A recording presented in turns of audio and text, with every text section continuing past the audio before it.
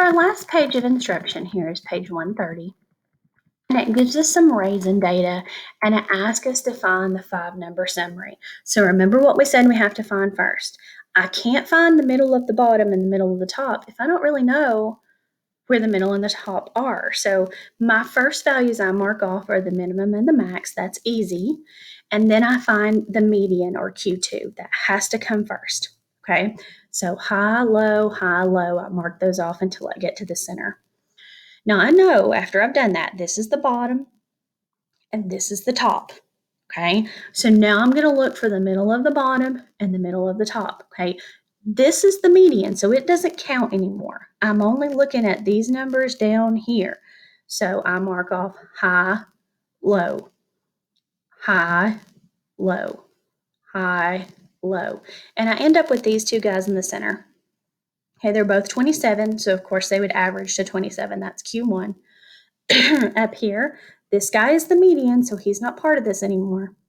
High, low, high, low, high, low. So I end up with these two in the center. There's my Q3. Okay, now to draw my box plot, remember what I said, we got to have a number line. Okay, I know my data is going to go from 25 up to 31, so notice that on my number line, I went up a little bit, down a little bit more and up a little bit further. I do not put this box plot on top of the number line. I kind of floated up above. I started out by putting dots on the minimum, which is 25, and on the max, which is 31. Then I put vertical lines on 27 for Q1, 28 for Q2, 29 for Q3. And then I added a top and a bottom to make the box. Okay, these are like the walls. Okay, I'm putting up the walls of my box first, and then I'm going to put a roof and a floor. No, that's counterintuitive. Okay, and then I would just connect my box up to the little dots, and these are my whiskers. Okay. The 5-number summaries or box plots can be used to compare distributions that don't have the same number of data values. So it doesn't matter if one set of data had 100 boxes of raisins and the other had 600. We could still kind of look at how this is spaced out. Okay. So if it tells us that these are S brand and T brand, and it didn't really signify which is which, I just assumed the first one I saw was S and the first one I saw, or second one was T. Which one would you buy?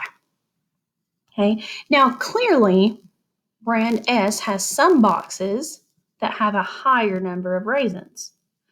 However, they also have a pretty large number, okay, that are going to be, well, we have half of these below 30. We also have half of these below 30. But here I'm guaranteed, okay, to not get any boxes below about 27 raisins. Here, this is the first quartile. So 25% of these boxes are going to give me less than 27 and a half. Okay, so all of my boxes here are going to give me more than that. I would probably choose brand T. It's more consistent. Okay, how do we know that? The box plot is sort of has less spread.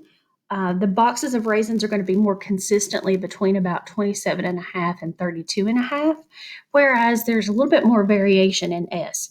Yes, you could get lucky, okay, maybe get some high numbers of raisins, but you also could get unlucky. I would choose brand T, okay, a more consistently large number of raisins.